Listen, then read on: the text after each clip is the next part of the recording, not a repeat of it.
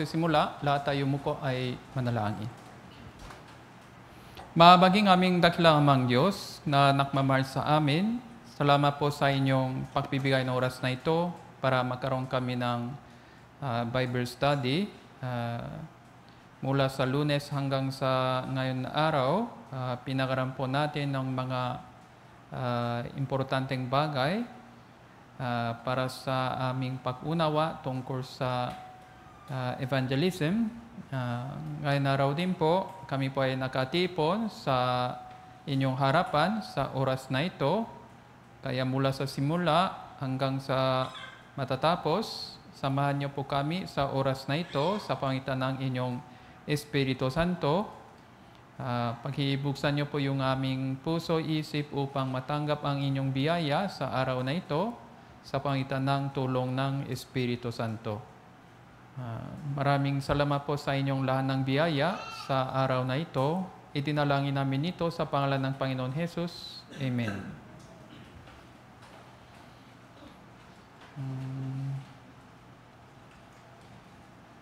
Ngayon naman po, parang araw-araw po may balita tungkol sa mga tanda ng katapusan ng panahon, kung gira-gira, kung kalamidad. Noong Monday ang pinakamainit na araw daw sa kasaysayan ng hindi naman kasaysayan ng tao pa, pero kasaysayan kamakailanman, pinakamainit na araw nung Monday. Pero sabi nila, siguro next year, naging mas mainit daw. Ayon sa report ng UN, hanggang sa 2028, pataas na taas daw yung temperatura. Kaya sa bandang huli, naging mas mataas daw yung temperatura na mahigit na 1.5 degrees Celsius kaysa dati. Kung ganito po, so naging iba na daw ang mundong ito. Kaya po ngayon talagang mabubuhay tayo sa katapusan ng panahon. Kaya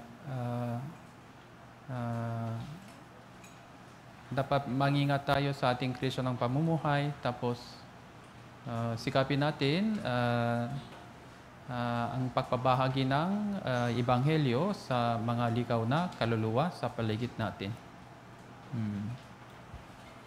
Okay, kahapon, umaten ako sa kahapon. Okay po. Ngayon lang umaten. Ngayon lang. Meron po kahapon absent. Unang araw absent. Unang araw umaten. Unang araw umaten. Okay. Okay. Ngayon absent. Hindi ko alam kung sino. Okay.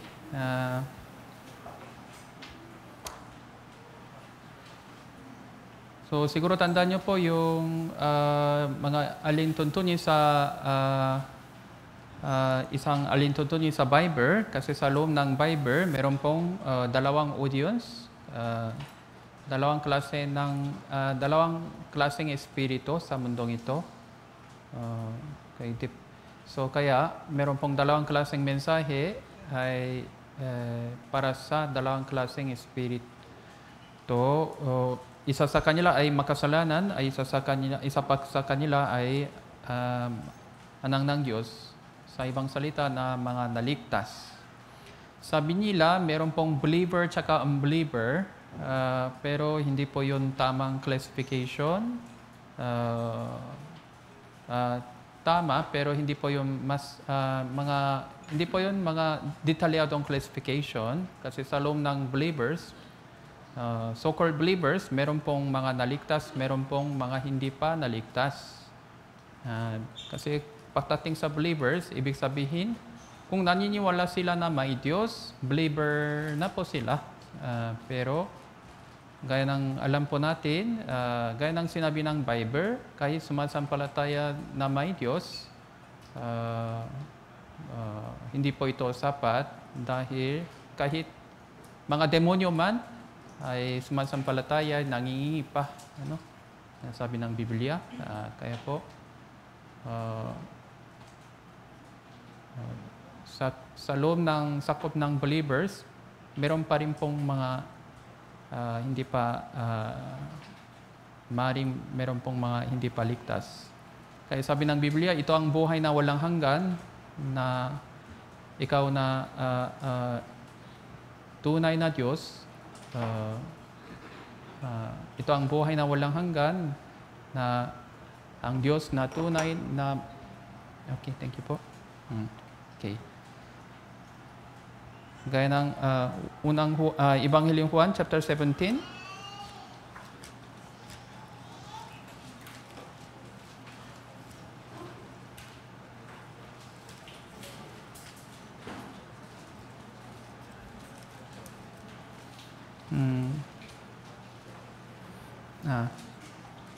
Ito ang buhay na walang hanggan, verse 3, na ikaw ay makilala nila na iisang Diyos na tunay at si Jesus Kristo na inyong sinugo.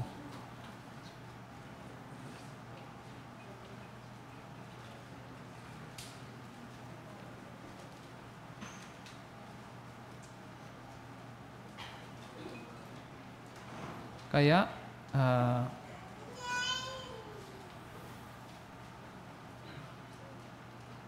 unang step, gaya ng Bible seminar, dapat maunan po natin kung sino po talaga ang Diyos sa pangitan ng session 1, 2, 3, 4. Sino po tayo sa harapan ng Diyos. Tapos, kung naunan po natin na kung sino ba talaga sa harapan ng Diyos bilang isang makasalanan,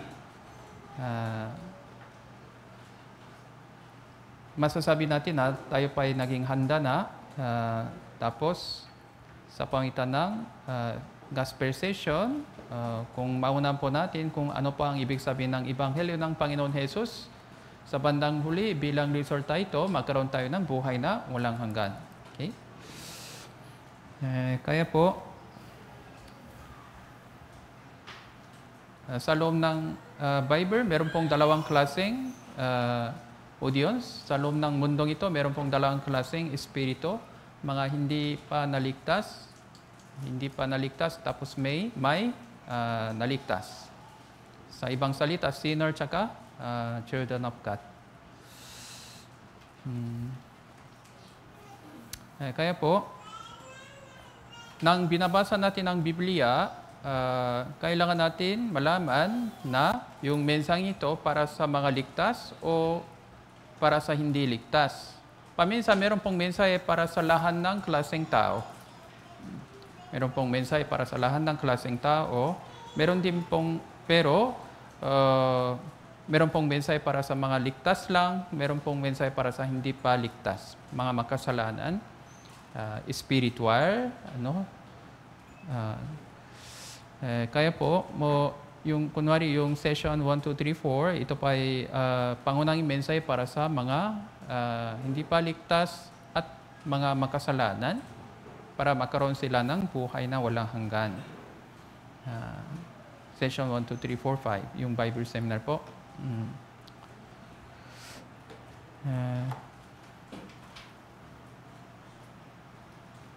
Pero, bakit po sila nalilito? Kasi akala nila, ito pang, yung mensaheng ito para sa kanila. Anong mensahe? Yung mensahe ng Diyos para sa mga ligtas. Akala nila, ito din po ay mensahe para sa kanila. Kaya, ginagamit nila ang salita ng Diyos sa maling paraan. Kaya po, kunwari, meron pong mensahe ng Diyos para sa mga ligtas tungkol sa kanilang Kristiyanong pamumuhay, tungkol sa kanilang gawa. ginagamit nila yung mensahe ito para sa kanilang kaligtasan. Kaya inisip nila, kailangan pong yung gawa para sa kaligtasan po nila. Okay? Naintindihan po? Yung pang karaniwang pagkalito sa kanila.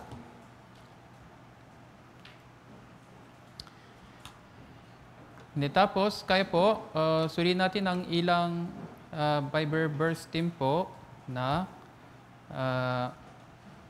dati, kadalasan, narinig po natin na ganitong komento, saan kayo makapunta? Hindi ko alam.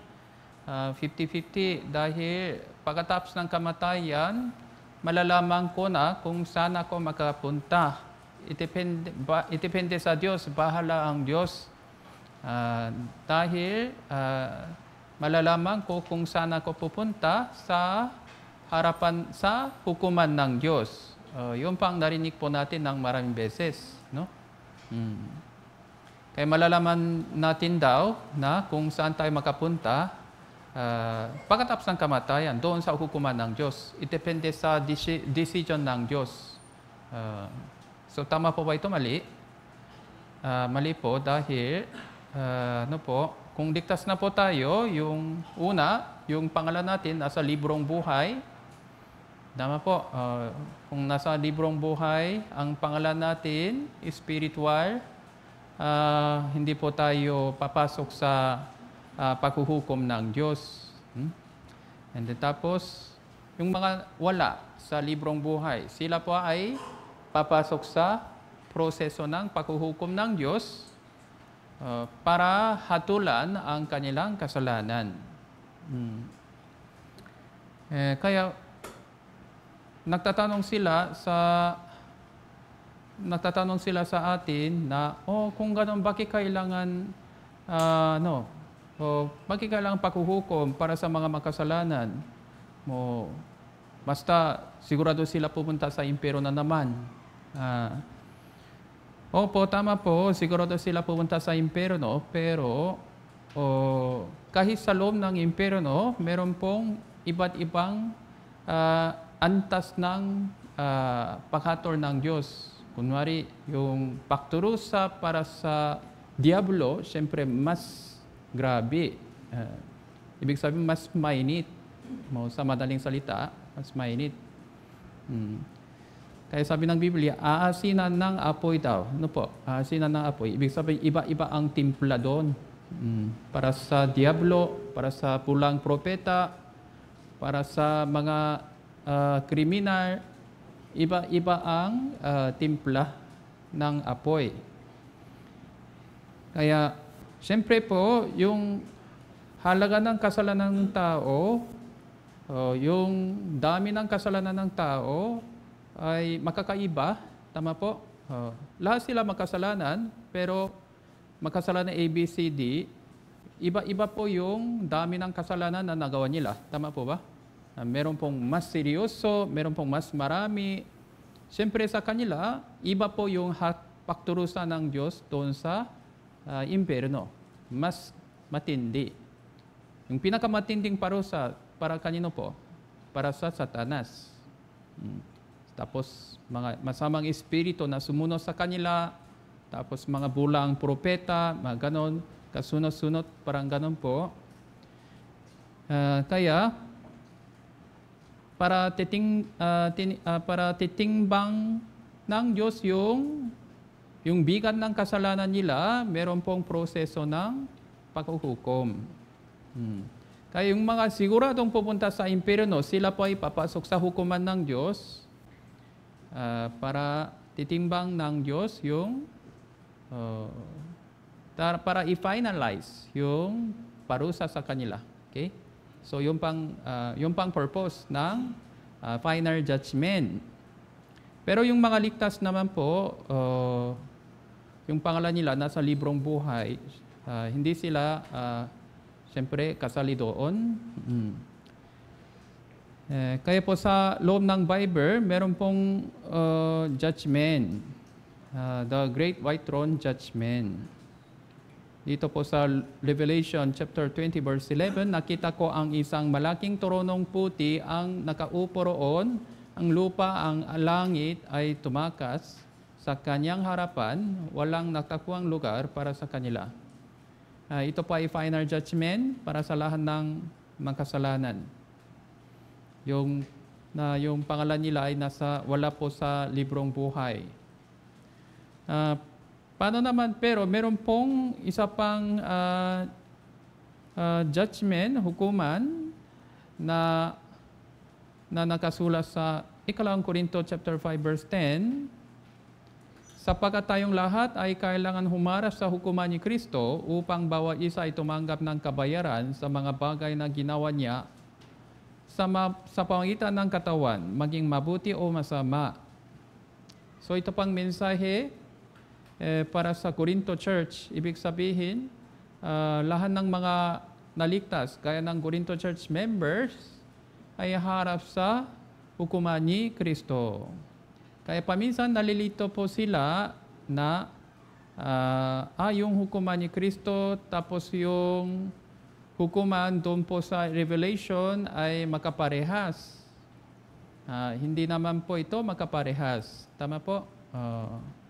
Ano pang kaibahan doon? Ano pang kaibahan? Ano pang kaibahan nito? Ano pang kaibahan sa pagitan nila? Makaiba po sila. Tama po? Ano pang kaibahan? Ayon sa picture. Hindi naman ayon sa picture. Picture naman, depende sa design ng. Yung hukuman ito ay ibang klaseng hukuman. Ayon sa wikang Griego, yung hukuman ito ay bema. Bema naman, ito pa ay platform. Meron pong bema talaga doon sa Roma. Saan po? Yung para sa Olympic Games. Olympic Games. Ngayon din, meron pong Olympic Games po doon sa Paris. Tama po? Pagkatapos ng isang game, yung gold medalist, silver medalist, bronze medalist, number 1, 2, 3, tama po. Tatayo sila sa platform para tanggapin yung medal nila, yung regalo nila. So, yung pang ibig sabihin ng hukuman dito po sa 1 Corinto. Kaya po, talagang iba po ang purpose. Kaya pagkatapos ng rapture, kadalasan, inisim ng mga Bible scholars, sa loob ng 7 years tribulation, yung mga naligtas, nasa langit po tayo, doon po tayo magkaroon ng judgment seat of Christ, upang gantihan ang bawat Kristiyano ayon sa kanilang ginawa. Okay? Tama po? So ito po ay awarding ceremony. Hindi po ito para sa paghator, kundi po ito para sa pagkaganti. Kaya judgment seat of Christ, bema, ito pa ay para sa children of God. Hindi para sa mga makasalanan, syempre. For rewarding. Hindi po para sa punishment. Okay? Okay, naintindihan po?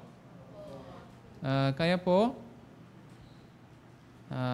sabi nila, depende sa resulta ng hukuman ni Kristo kung saan kayo makapunta. Langit o impyerno. Kaya yung pang inisim ng maraming tao doon sa labas, kaya po, kailangan natin ipaliwanag ng mabuti na iba pala ang hukuman ni Kristo doon po sa white throne judgment seat. Okay?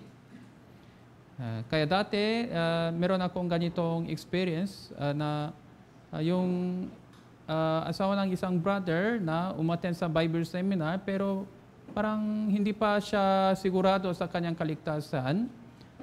Kaya habang kinakaunseling ko po yung asawa niya, ano po ang problema niyo? May tanong po ba?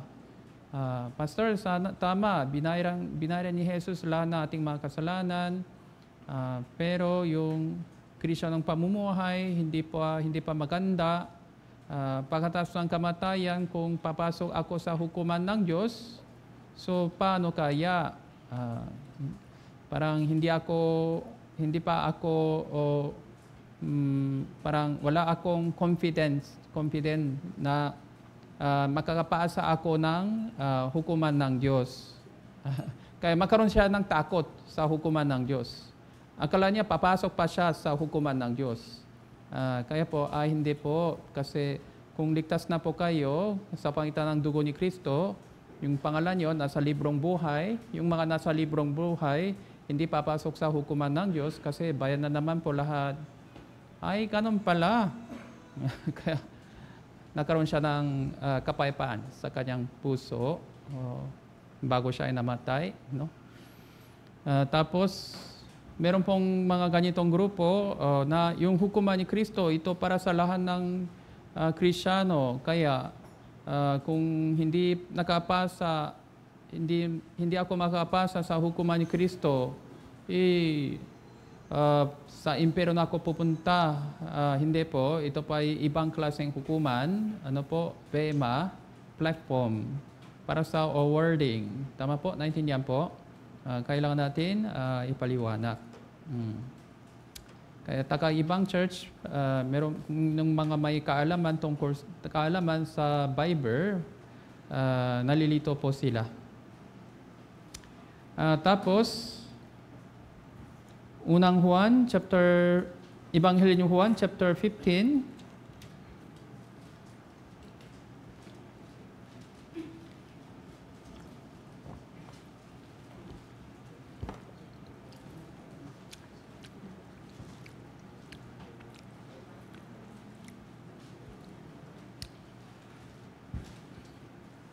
Verse 1 hanggang 6. Ako ang puno ng ubas, ang aking ama ang tagapag-alaga. Ang bawat sanga sa akin na hindi napubunga, inaalis niya. Ang bawat sanga na napubunga ay nilinis niya upang lalong magpunga. Muna sa verse 2 muna po. Ang bawat sanga sa akin na hindi napubunga, inaalis niya. Ay, kung ganito, kung hindi maganda yung Kristo ng pamumuhay ko, kung walang bunga, babalik ako sa impyerno. Ganito po ba? Anong ibig sabihin ng verse na ito? Anong ibig sabihin po?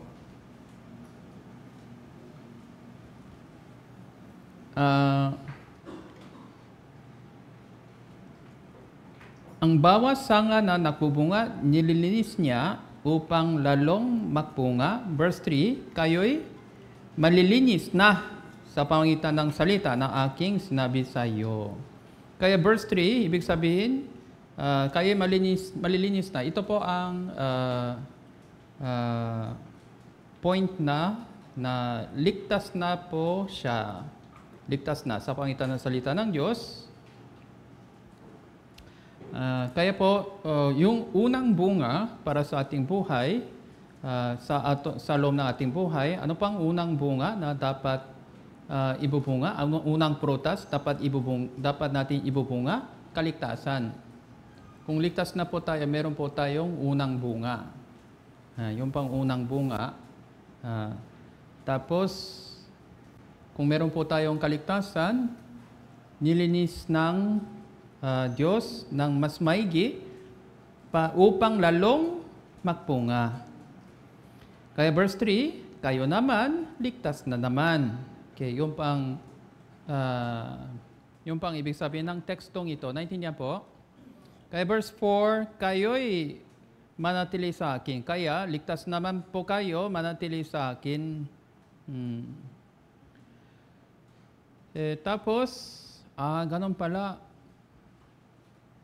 Kaya sabi ng iba, tingnan mo, verse 2, kung hindi kayo nagbubunga ng mabuti, alisin daw ng Diyos. Babalik kayo sa impyerno. Hindi po ganyan. So, verse 2 ay hindi pa siya ligtas. Wala pang kaligtasan. Wala pang bunga ng kaligtasan.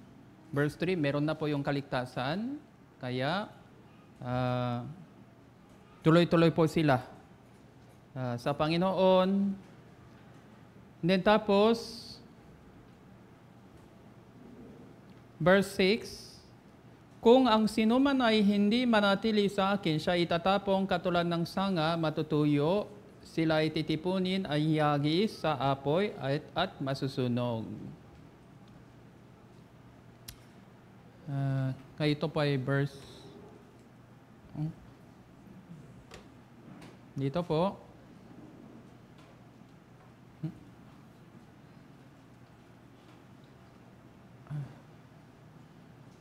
okay.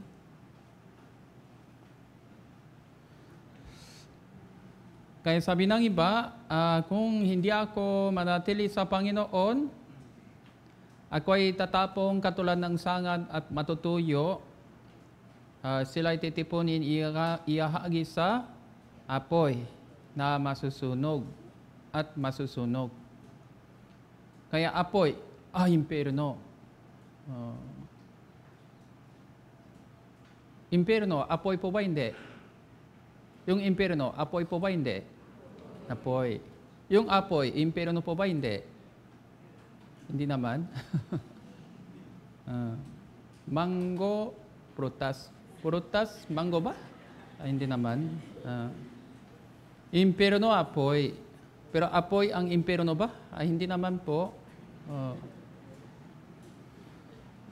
Kaya po, yun ang isang pagkamali. Tapos, sa English naman po, ganito po. Sa English, sa Korean version din, ganito po sila. And they gather them, threw them into the fire, they are burned. They gather them. Ano po, yung matutuyong, yung mga sanga, and threw them into fire. Sino ang makagather? Tao po. Sa Korean version, mas malinaw po. Tao po yung tao. Anong ibig sabihin? Ibig sabihin, kung hindi tayo manatili sa iglesia, kung malalayo tayo sa iglesia, kung malalapit tayo sa mundong ito, mga hindi ligtas, yung mga hindi ligtas ay nagiging hadalangan o problema sa buhay natin. Dahil sa kanila, magkaroon tayo ng malaking problema. Matthew chapter 5 verse 13 din po, kayong ang asin ng lupa. Ngunit kung ang asin ng asin ay tumabang, paano may babalik ang alat nito? Wala na itong kabuluhan, maliban sa itapon sa labas at tapakan ng mga tao. Itapon sa labas. Labas, impyerno. Impyerno sa labas po. Ano po? Tama po ba? Pero kung sa labas na lahat impyerno, hindi naman po. Itapon sa labas, tapakan ng mga tao. Tapakan ng mga tao. Ibig sabihin, magkaroon sila ng problema sa mundong ito dahil sa mga hindi ligtas sa palibot nila. Ibig sabihin, guguluhin ni Satanas ang buhay ng Kristiyano na lumalayo sa Diyos sa pamagitan ng mga taong hindi ligtas sa palibot niya. Okay? Kaya po, nasan yung protection para sa ating pamumuhay bilang Kristiyano sa mundong ito? Sa loob ng iglesia, kasama ng mga kapatiran, ng mga ligtas. Kanina sabi niya, pogi tao. Mga pogi po, no? Spiritual. Tapakan ng mga tao. Kaya, tao po ito, tao. Hindi Diyos. Hindi Diyos. Kung Diyos pala yung subject, ibig sabihin yung apoy, maring naging ibang meaning pa. Pero tao naman po ito, no? Tao naman. Kaya walang sino mang makapagdala ng kaluluwa sa impyerno. Tama po ba? Impulse play po ito. So, ibig sabihin, mga mga iba't ibang pagsubok na darating o parusa o sumpa na darating sa ating buhay kung malalayo tayo sa anak ng Diyos, Iglesia. Kaya dapat, so tinutokso ni Satanas ang mga Kristiyano na ligtas para lumayo sila sa Iglesia, no? Gagawin sila ng mga iba't ibang mga misunderstanding, mga mga tukso, mga yun dapat natin iwasan, no? Tama po? Kaya iba din po ito yung meaning. Pero meron pong mga maling interpretation na sa totoo lang, meron pong ganitong turo talaga. Kung hindi kayo manatili sa Panginoon, tuloy-tuloy gaya ng verse 6. Magapunta kayo sa impyerno, babalik kayo sa impyerno. Meron pong ganitong turo talaga po. Kaya taga-ibang born again, kailangan natin check yung pagkaintindi po nila. Okay po, naintindihan po. Tapos meron pong mga ganitong Bible verse na ginagamit nila para sa ibang maling paraan.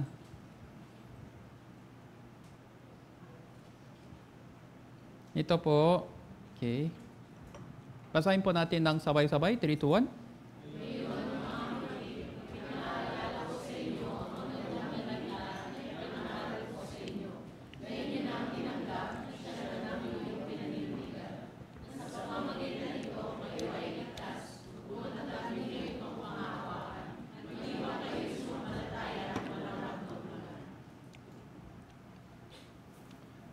Kaya verse 1, ngayon mga kapatid, pinaalala ko sa iyo na magandang balita na ipinangaral ko sa iyo na inyo nang tinanggap, siya naman ang inyong pinaninindigan na sa pangitan nito kayo'y ligtas. Hanggang dito, okay, ligtas. Kung matatak ninyo itong panghahawakan, malibang kayo'y sumasampalataya na walang kabuluhan, ano ba ito? Kung hindi pa kayo ligtas, maliligtas, parang ganon. Kaya yung interpretation po nila, dapat hawakan nyo yung salita ng Diyos, Panginoon, tuloy-tuloy. Kung hindi kayo sumasampalataya sa Diyos ng mabuti, tuloy-tuloy, parang yung kaligtasan nyo, hindi po ito nagiging mabisa, parang ganon po. Tama po ba ito? Mali. Ganito po ang yung meaning. Basta verse 1, verse 2, verse 2 naman, parang iniulit niya yung verse 1. Ulitin lang po ito, ulitin. Kaya, mga miyembro sa Corinto Church, sa pangitan ng Ebanghelyo na tinanggap nyo, ligtas na po tayo. Kung talaga kayong sumasampalataya sa Ebanghelyo talaga, yun pang ibig sabihin nito. Kasi meron pong parang mukhang hindi. Sa pata ni Apostle Pablo, mukhang hindi pa malinaw yung kaligtasan nila. Kaya yung mensahe niya, yung karaniwang membro, ligtas naman. Kaya ganito, ligtas na po tayo kung talaga kayong sumasampalataya kay Jesus. Kaya meron pong consideration para sa mga medyo hindi pa malinaw. Naintindihan po ba? Kaya kung matatak ninyong itong panghawakan, nang tayo pa ay naligtas, ano pang nangyari sa ating puso? Sigurado na yung ginawa ng Panginoon Jesus. Hinahawakan ko na talaga. Malibang kayo sumasampalataya na walang kabuluhan. Nang tayo pa ay naligtas, sumasampalataya tayo sa Panginoon ng 100%. Naintindihan po? Kaya yung kaligtasan, yung pananampalataya natin, hindi nakabase sa ating sariling pakiramdam, ating sariling gawa, kundi sa katotohanan, kundi sa fact. Kaya tandaan nyo pa ba yung 3F? 3Fs? 3Fs. 3Fs? Ano po yun? 3Fs? Ano po yun? Fact. Ano po? Kasunod? Faith. Tapos? Feeling. Ito pa ang tamang pagkasunod. Kaya, mas maganda po yung ganitong, ito pang tamang pagkasunod. Tapos, pwedeng natin masabi, yung fact, ito po ay pundasyon para magkaroon tayo ng faith dito. Okay po. Kaya may feeling po tayo.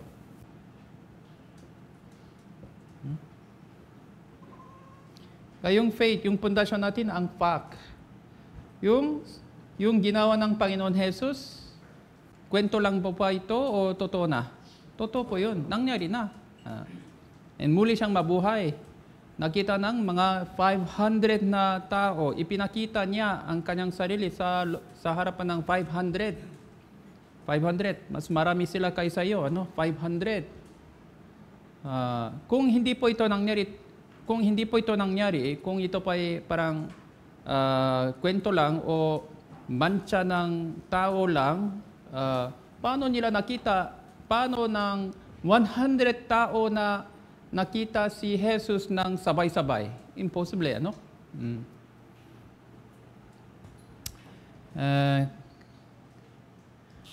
Ibig sabihin, talaga siyang muling mabuhay.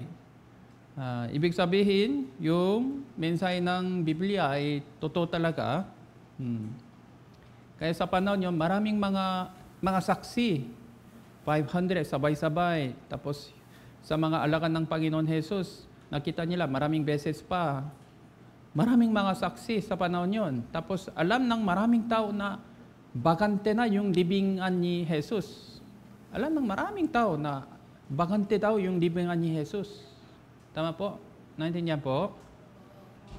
Kaya maraming saksi doon. Kaya hindi po ito parang kwento lang. Totoo po ito nangyari. Kaya yung faith natin nakabase sa fact. Yung pang pananampalataya. Okay? Tama po? Pero,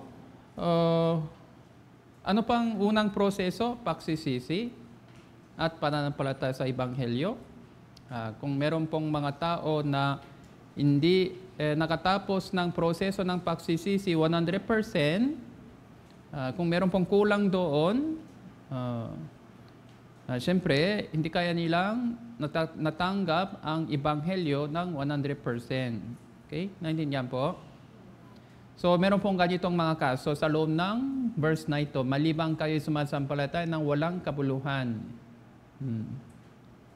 Pero yung mga ligtas talaga sa pamagitan ng Ebanghelyo, hinahawakan nila talaga yung Ebanghelyo talaga, dugo ni Kristo. So, nauna nila talaga 100% na lahat ng kasalanan ay tinubos na pala.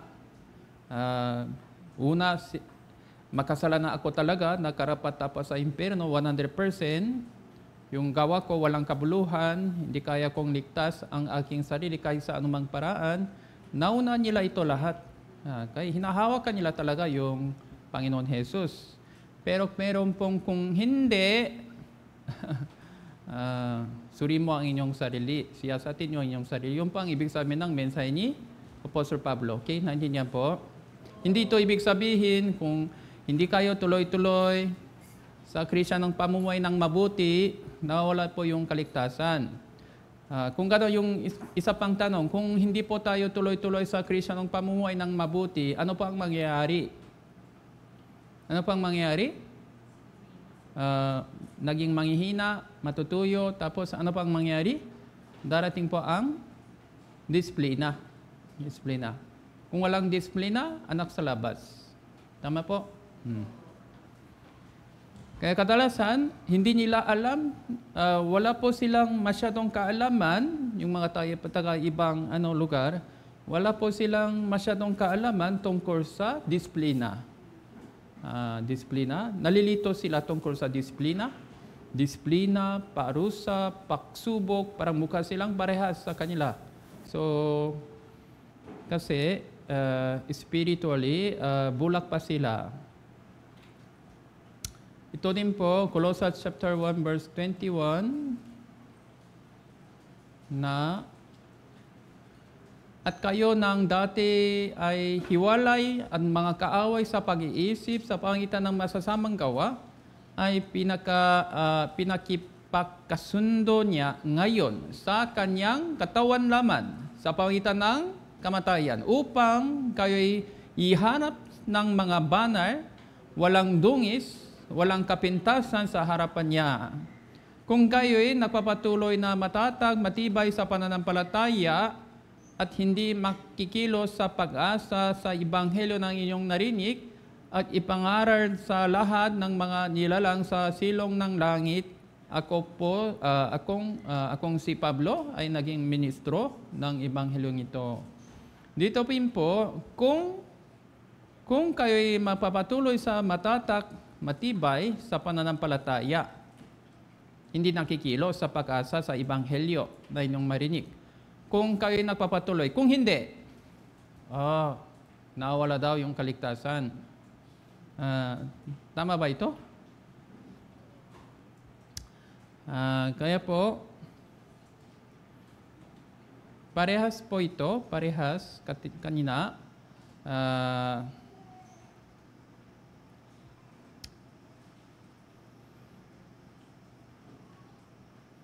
Sa loob ng Colossus team po, meron pong mga iba't ibang maling turo ay pumasok sa loob nila.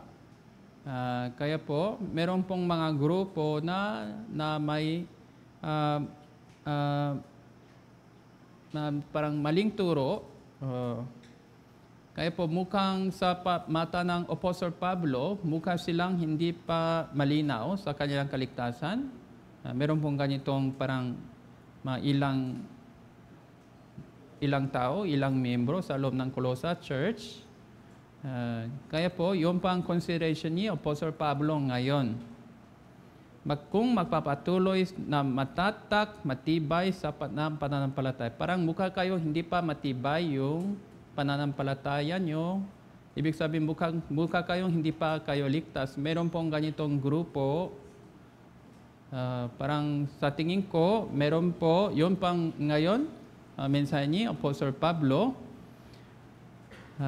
Kaya tuloy-tuloy po kayo sa pakikinig ng Bible Seminar. Siguraduhin mo ang inyong kaligtasan. Yun pang ibig sabihin ng mensahe ito. Naintindihan po? Kaya dito po, Roma chapter 5 verse 8. Ito pa ay isa pang Bible verses na sumusuporta sa Colossus chapter 1 verse 21-23, sabi dito, ipinakita ng Diyos sa atin ang kanyang pag-ibig sa ganitong paraan. Kahit noon tayo ay makasalanan pa, namatay si Kristo para sa atin. Ngayon, itunuri na tayong matuwid. So ito po ang ibang version po sa inyong Bible. Noong tayo ay makasalanan pa, si Kristo ay namatay para sa atin, lalo pa ngayon ituturing tayo ng ganap sa pangitan ng kanyang dugo. Itunuring na tayong matuwid sa pangitan ng dugo ni Kristo. Sa ibang version po ito,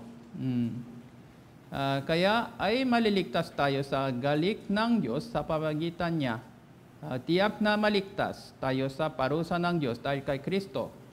Dati kaaway tayo ng Diyos, pero ngayon, tinanggap niya tayong mga kaibigan sa pamagitan ng pagkamatay ng kanyang anak.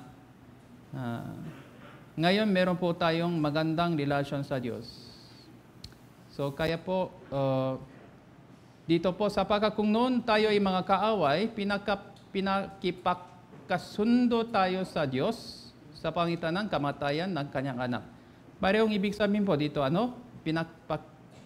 pinakipagkasundo niya ngayon sa kanyang katawan laman sa pangitan ng kamatayan. Lalong ngayon, pinakasundo na ay maliligtas tayo sa pangitan ng kanyang buhay.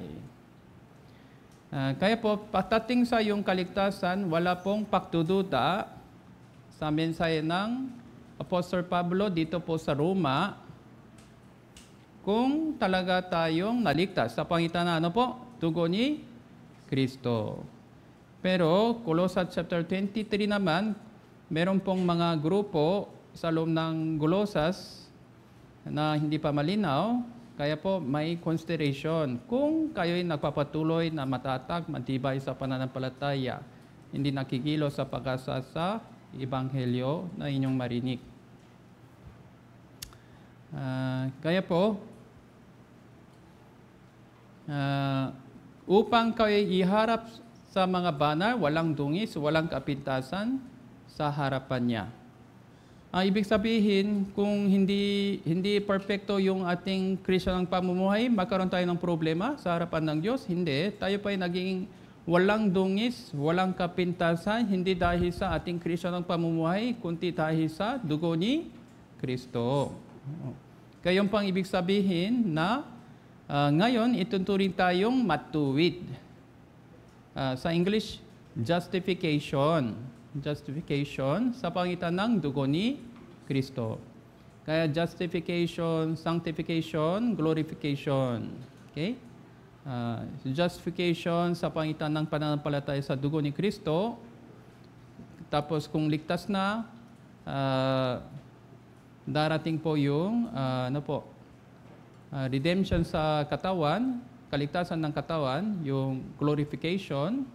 Sa pagitan ng justification, glorification, meron pong proseso ng sanctification. Sanctification naman, depende sa ating ginawa. Depende sa ating Kristiyanong pamumuhay.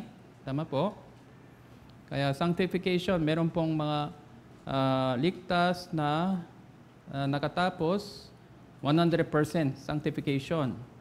Meron pong nakatapos 90%, 80%, 70%, pero walang sino man makapagsabi na ng madali yung sanctification process ko natapos na 100%.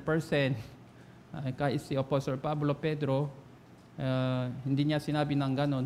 No? Kaya po, si Pedro naman, naligtas po siya sa bandang huli dahil perfecto ba yung Kristiyanong pamumuhay niya? Hindi naman po. Si Apostle Pablo din, mula sa simula hanggang sa wakas, palagi siyang perfecto sa Kristiyanong pamumuhay. Ayon sa patoto niya, meron po siyang panahon ng bata. Sabi niya, meron akong panahon ng bata noon. Spiritual. Kahit sino man po, ganon. Kaya po. Kaya pagdating sa gawa, gaya ng alam po ninyo, nalilito sila dahil sa yung verse na ito. Tama po? Santiago chapter 2, verse 18 hanggang 20, lalong-lalo ng mga Katoliko. Kasi yung focus ng Katolik talaga, mabuting gawa. Kaya subalin, may nagsasabi, ikaw ay mayroong pananampalataya, ako ay mayroong mga gawa. Ipakita mo sa akin ang inyong pananampalataya, walang mga gawa. Ipapakita ko sa pamagitan ng aking mga gawa, aking pananampalataya. Sumasampalataya ka na ang Diyos ay iisa, mabuti ang inyong ginagawa. Ang mga demonyo man sumasampalataya, nanginginig pa. Subalit, nais mo bang malaman o taong hangar ang pananampalataya na walang gawa ay baog? Kaya sabi nila, importante yung gawa. Importante po yung gawa.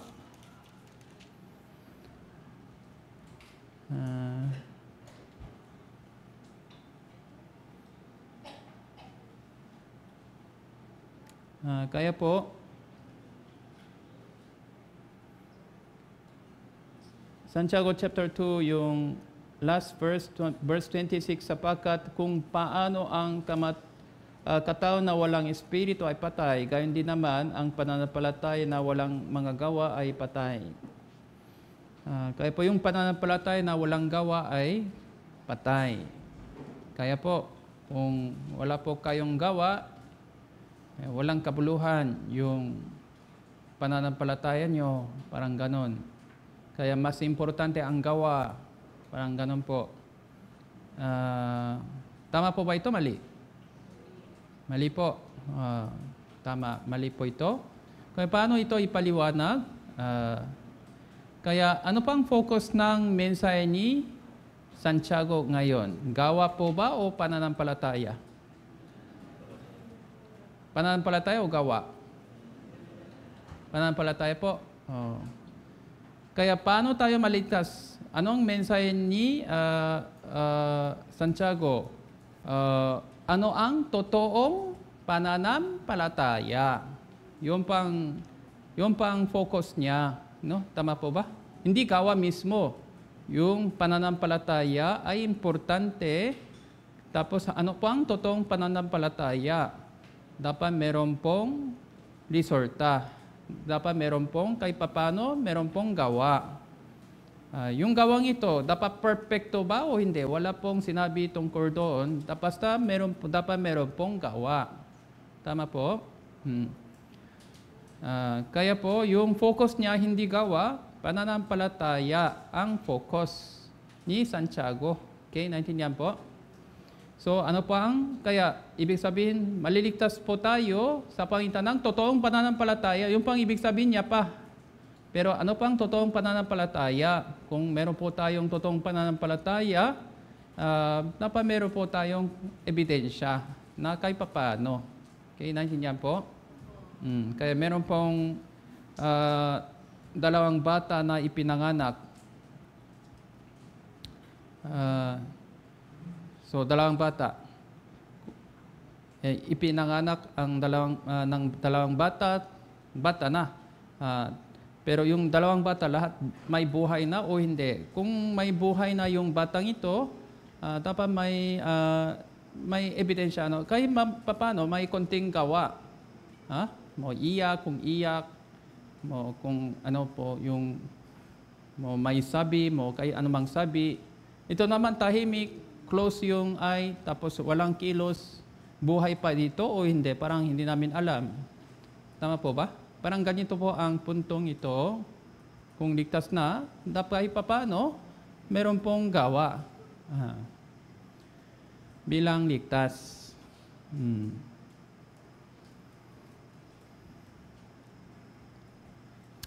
Kaya po, patating sa gawa, tuloy-tuloy po yung sinabi ng Bible na ganito, Roma chapter 3 verse 28, sapagkat pinaninindigan natin na ang tao ay hindi turing na ganap sa pangitan ng pananampalataya na hiwalay sa mga gawa ng kautusan. Hiwalay.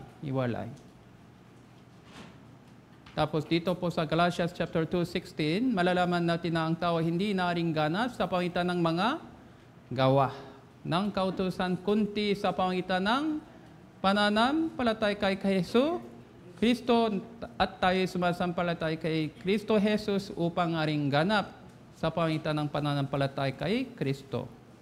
Hindi sa pangitan ng mga gawa, paulit-ulit po. Sapagkat sa pangitan ng mga gawa ng kautusan, hindi aring ganap ang sinuman laman. Kaya walang matuwid, sabi ng Biblia. 2:21 din po, hindi ko pinawawalang halaga ang biyaya ng Diyos sapagkat kung paaring ganap ay sa pangitan ng kautusan, kung gayon, si Kristo ay namatay ng walang kabuluhan. Bakit kailan si Jesus ay namatay sa krus? Kung kaya natin iligtas yung ating sarili sa pangitan ng ating mga gawa. Kung ganon sasabihin ng Panginoon Jesus na gagawa kayo na lang mabuti, bahala na kayo. Yun lang. Tama po. Galatians chapter 3 verse 11, ngayon maliwanag na walang sino man inaring ganap sa harapan ng Diyos sa pangitan ng kautusan, sapagkat ang matuwid ay mabubuhay sa pangitan ng pananampalataya.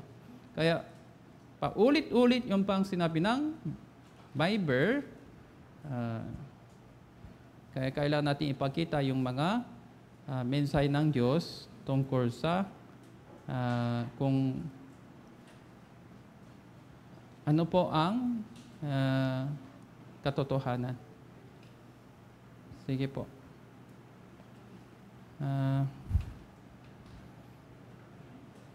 mula sa ngayon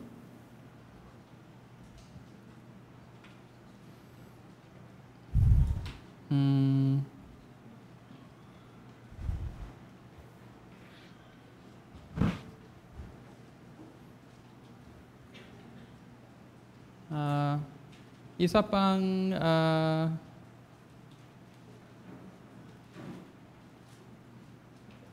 okay, ito naman next time na lang po. Medyo kulang po yung oras. Kaya po, ngayon naman, suriin natin ang mga ilang Bible verses tungkol sa evangelism mismo, yung mga ministry para sa evangelism. So, Gospel of John, chapter 11, verse 38 po, na nakita natin na meron pong isang patay. Yung pangalan niya ay, Lazaro. Kaya po si Jesus na lupang nabagabag na muli ay pumunta sa libingan.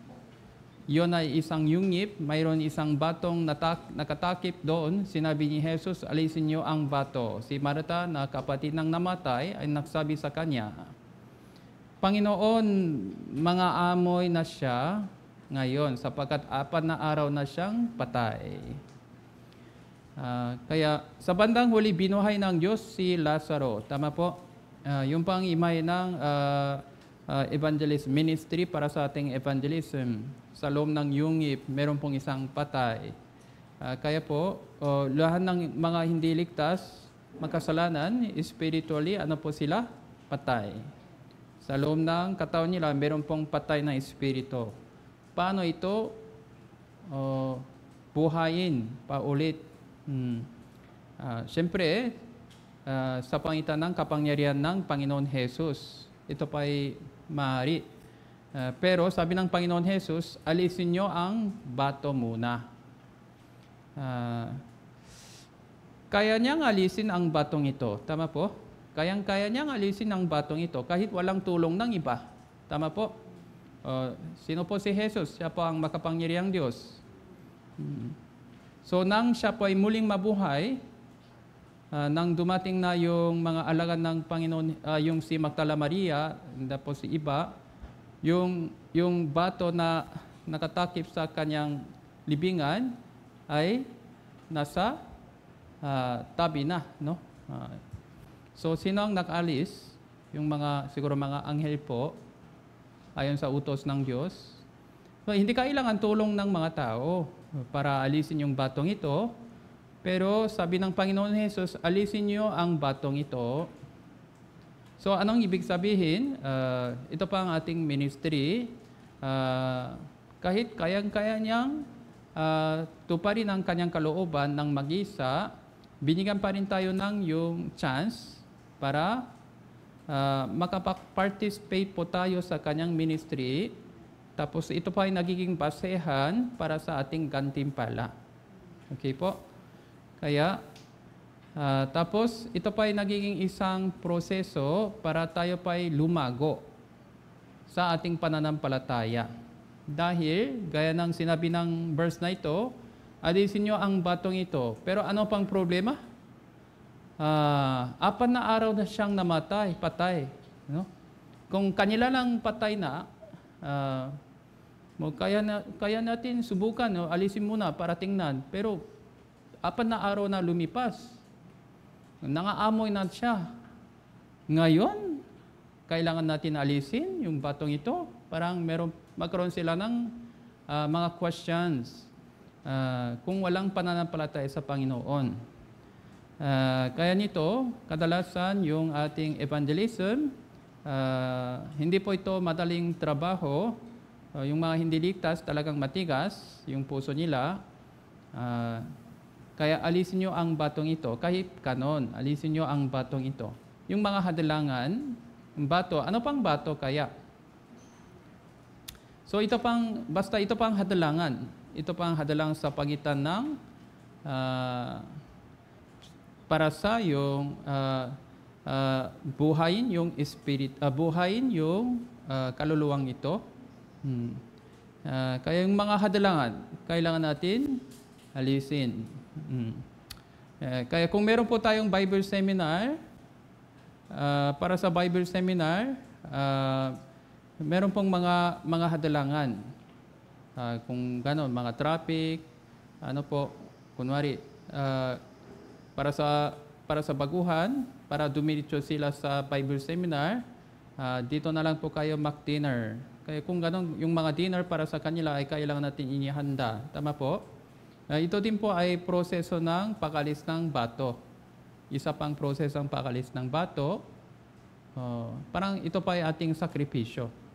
Yung pag-alis ng isang malaking bato, ito malaking bato naman, ay hindi po ito madaling trabaho. Kailangan cooperation. Kailangan cooperation para alisin ang batong ito. Yung cooperation ng mga naunang ligtas. Yung pananampalataya ng mga naunang ligtas. Kaya sa tingin natin, mukhang itong impossible, pero ito pang utos ng Diyos. Walang impossible sa Diyos, kaya sundin po natin ang utos ng Diyos.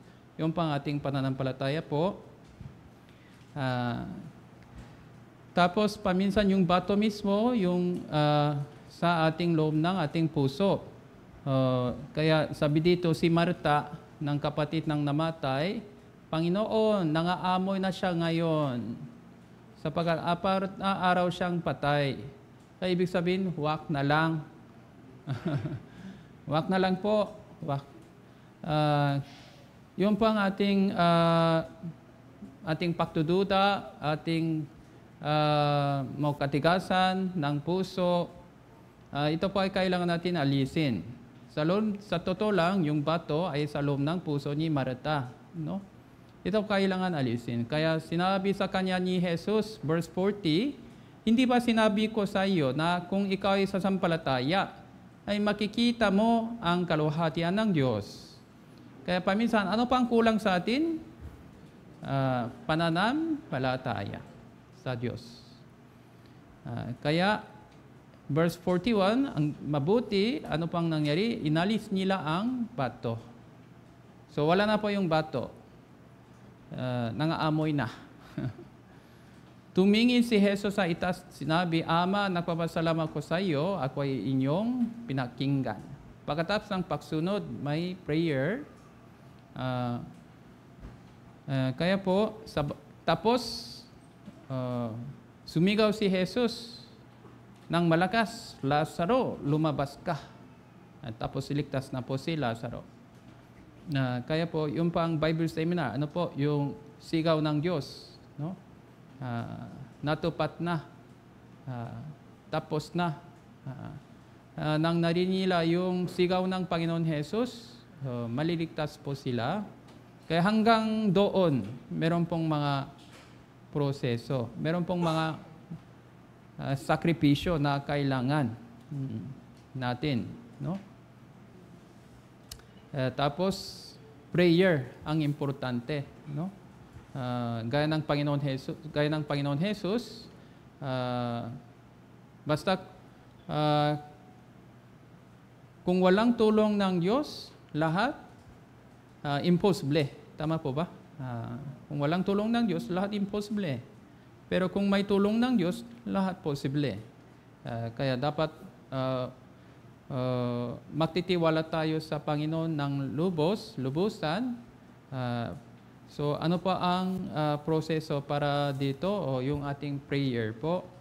Personally, and sabay-sabay, sa parehong oras, kung 9 p.m., kung manalangin po tayo ng sabay-sabay, kung manalangin po tayo sa Panginoon na may pananampalataya, bubuksan ng Diyos yung pintuan ng kaligtasan para sa mga kaluluwa.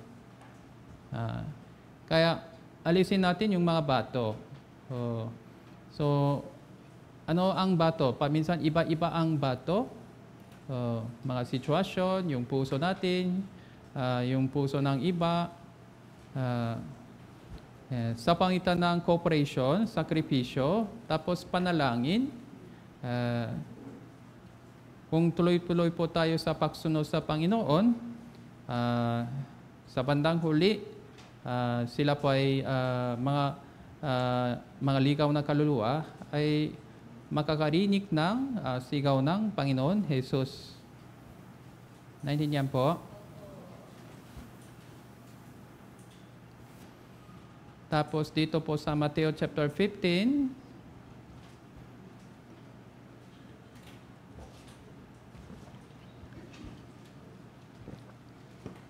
may isang babaeng Kananiya na mula sa lupain yon ang lumabas, ang nagsimulang sumigaw, "Mahaba ka sa akin, O Panginoon, anak ni David. Ang anak kong babae ay pinahirapan ng isang demonyo."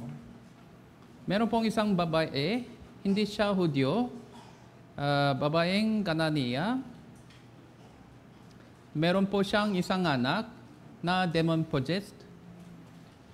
Yung anak niya, parang ito pang imay ng ating imbitahan, Mari.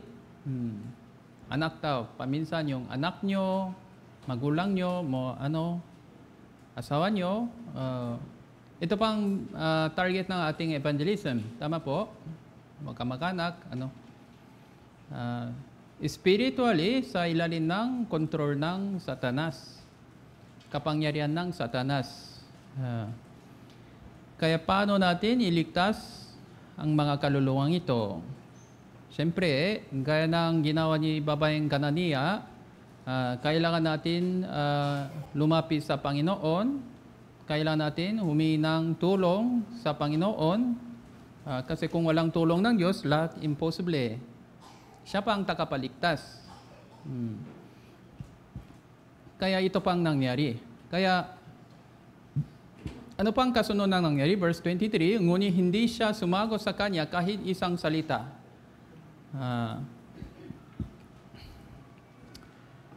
Kaya po, una, walang reaction. Tahimik lang. Walang sagot. Kaya paminsan, ito pa ay naranasan po natin na kahit humingi tayo ng tulong sa Diyos, manalangin tayo sa Diyos, walang pagbabago sa kanilang puso. Matigas pa yung puso nila. Paminsan, ito pa ang nangyari sa matagal na panahon pa. Walang pagbabago. Tigas pala yung puso nila. Kapaminsan, gusto kong sumuko. Bahala na kayo. Parang ganun po, no? Ayaw nilang marinig, ganyan. Walang sagot ng Diyos.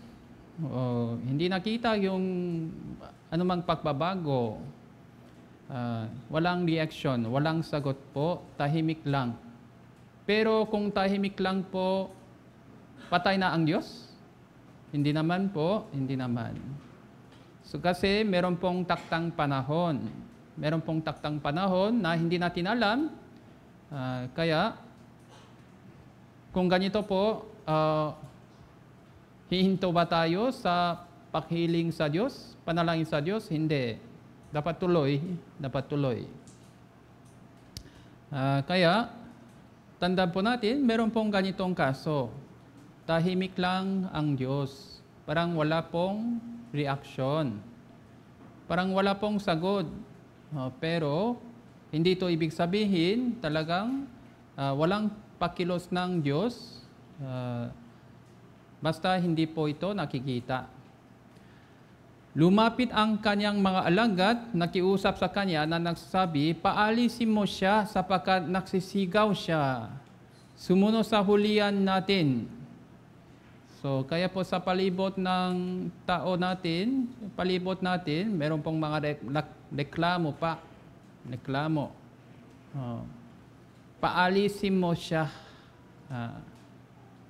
In verse 24, ngunit sumagot siya, sinabi, "Ako ay hindi sinugo maliban sa mga nawalang tupa ng sambayan ni Israel." Ibig sabihin, ano po ito? Rejection na, rejection. Ayaw ko na. Iba na lang muna, ayaw ko na. Parang yung narasan po natin, parang may rejection. Pina-attend naman po yung invitee, parang wala siyang interesado. And tapos, tumanggi na siya. Sa bandang huli kasunod, tumanggi na siya. Meron pong ganitong kaso. Tama po, tumanggi. Tumanggi na po sila. Tapos, meron pong pakuusik pa. No? Paalisin mo siya. Mas lalong-lalo na ngayon mahirap. No? Tama po. Pero sumuko na po siya. Yung babaeng Kananya, hindi po kasi talaga siyang nagmamahal sa kanyang anak. Hindi kaya niyang sumuko kasi alam niya na si Jesus lang makapagliligtas sa kanyang anak. Tama po. Kaya hindi kaya niyang sumuko. Tuloy pa. Kaya po verse 25, ngunit lumapit siya, lumuhod sa kanya na nagsasabi, Panginoon, tulungan mo ako. Lumuhod sa kanya, lumuhod. Kaya po, yung ating panalangin, ito pa ang itsura ng ating maitim na panalangin sa Diyos. Lalong-lalo na siya lumapit sa Diyos, lumuhod pa rin sa Panginoon. Kaya, dapat tuloy-tuloy po yung ating panalangin, tapos lumuhod pa rin sa harapan ng Diyos. Panginoon, tulungan mo ako. Sumigaw siya pa ulit. Kaya may sagot na pala. Siya ay sumagot, sinabi, hindi mabuti na kunin ang tinapay ng mga anak na itapon ito sa mga aso. Aso? Sa panahon yun, meron pong ganitong background. Kaya inisin ng mga Israelita, sila po ay pinili ng Diyos, bansa ng Diyos. Kaya sila lang maliligtas. Yung mga ibang hentil, walang kaligtasan sa kanila. Sila lang anak ng Diyos, parang ganon. Kaya itunuturing nila yung mga hentil na parang hayop, parang aso. Parang aso. Kaya ngayon din po, ganon. Yung mga relihiyoso doon. Kaya alam ng babaeng ito kung anong klaseng pananampalataya ng mga Hudyo. Kaya po, yung kanang babaeng Kananiya ay hindi po siya unfamiliar sa mga Hudyo, mga paniniwala ng mga Hudyo. Siguro, meron po siyang maraming alam. Meron po siyang idea. Siya din po ay isang relihiyosong tao. Kaya alam niya na ano ang turo ng mga Hudyo. Pero kahit ganon, gusto niyang lumapit sa Panginoon. Kaya kung narinig ng iba na parang ikaw aso na, parang ganon. Kung ganon, ano pang pakiramdam nyo? Nasaktan na ako, no? Tama po ba? Sige, ako aso ba? Ay hanggang dito na lang. Alis na ako. Parang ito pang nangyari dapat. Pero tuloy-tuloy pa siya sa pagpalapit sa Panginoon. Kaya paminsan, narinig natin yung mga hindi magandang salita mula sa ating invitees, mga target. Paminsan narinig natin na hindi magandang salita. Tama po. Ngunit sinabi niya, O Panginoon, subalit maging mga aso ay kumakain ng mga mumo na nalalaglag mula sa hapak ng kanilang mga Panginoon. Opo, Panginoon, okay, pero kahit sa mga aso, meron pong mga konting mga bahagi ng tinapay na ibibigay ng amo nila. Amo. Parang yun pa ang sinabi niya. Kaya po, siyempre, alam ng Panginoon Jesus kung ano ang nasa loob ng puso ng babaeng ito. Siyempre, alam ng Panginoon Jesus. Kaya, kahit kanon, dinala ni Jesus yung sitwasyon hanggang dito para luwahati ng Panginoon para malalaman po natin kung ano po ang kabutihan ng Diyos, para malalaman nila kung ano ang kabutihan ng Diyos, kasali ng mga alagad sa palibot ni Jesus.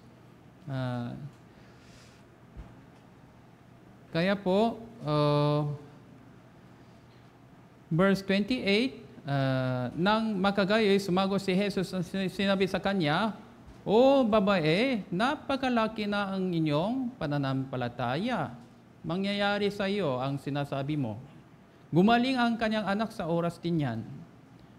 Kaya po, paminsan sinabi natin, kung mas grabe na yung pag-uusik sa inyo, ibig sabihin medyo malapit na yung mas malapit na yung yung mabuting panahon. Kaya kung lumapit na ang yung mabuting panahon, kung mataas na yung posibilidad ng pagliligtas sa Kanya, mas lalong-lalo na grabe daw yung pag-uusik. Meron pong ganitong komento, kasi ayon sa experience. Ayon din po sa dito din,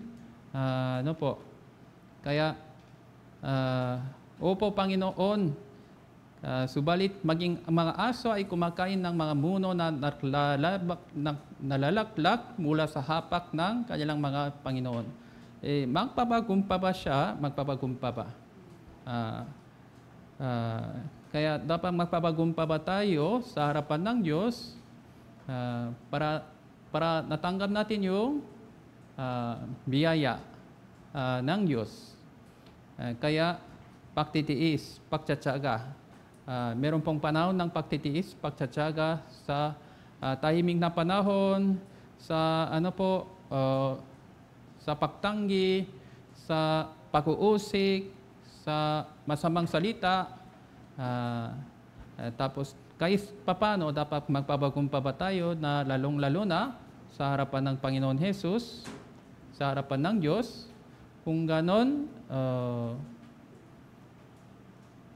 makikita po natin yung kapangyarihan ng Diyos. Okay? Sa bandang huli, yung anak niya ay ligtas na. Okay, naintindihan po? So, okay, kaya po, hanggang dito po tayo. Meron pong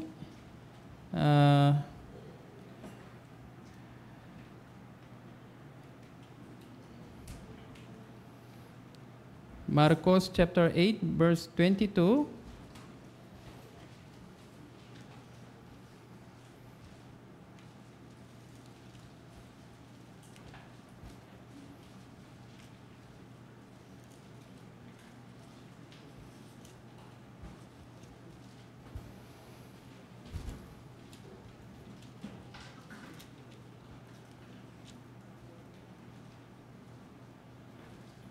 Marcos chapter 8, verse 22, dumating sila sa Bethsaida, dinala nila sa kanya ang isang lalaking bulak, ipinakiusap sa kanyang hipunin siya, hinahawakan niya sa kamay ang lalaking bulak, dinala niya sa labas ng nayon, nang maduraan ang kanyang mga mata, may tapong ang kanyang mga kamay sa kanya, kanyang tinanong siya, "May nakikita ka ba ng anumang?" Tumingala ang lalaki ang nagsabi, "Nakakakita ako ng mga tao na parang mga punong kahoy na naglalakad." Saka ipinatong na muli sa kanyang mga mata ang kanyang mga kamay, siyang tumindig, ang pumalik ang kanyang paningin. Nakita niya ang lahat ng bagay na maliwanag. Pinayo niya siya sa kanyang bahay na sinasabi, "Huwag kang pumasok kahit na yon." Kaya po, ito din proseso ng mga pagliligtas sa mga tao sa pangitan ng Panginoon Jesus. Sa una, magkaroon siya ng pananaw pero hindi pa lubos. Tama po ba? Sa pangalawang beses, naging mas malinaw na talaga. Nang malinaw na lubusan. Tama po? Kaya po, Abang evangelism, isang beses Bible seminar ay paminsan hindi sapat, pangalawa, pangatlo. Natural po ito, natural. Parang ipinakita ng Diyos kung ano pang mangyari sa ating ministry sa pangitan ng bulak na ito. Okay? Kaya, depende sa bulak ng pananampalataya ng bulak pa. Okay? Kaya hindi ginawa ni Jesus ang maraming himala sa mga lansangan, mga lunsod na hindi naniniwala sa Kanya. Hindi ito ibig sabihin, wala po siyang kapangyarihan dahil sa kanilang pagtanggi kay Jesus, hindi niya ginawa yung maraming himala sa kanila. Gaya nito, kahit sa ministry ng evangelism, kailangan natin maunawaan na ito po ang mangyayari. Okay, naintindihan po.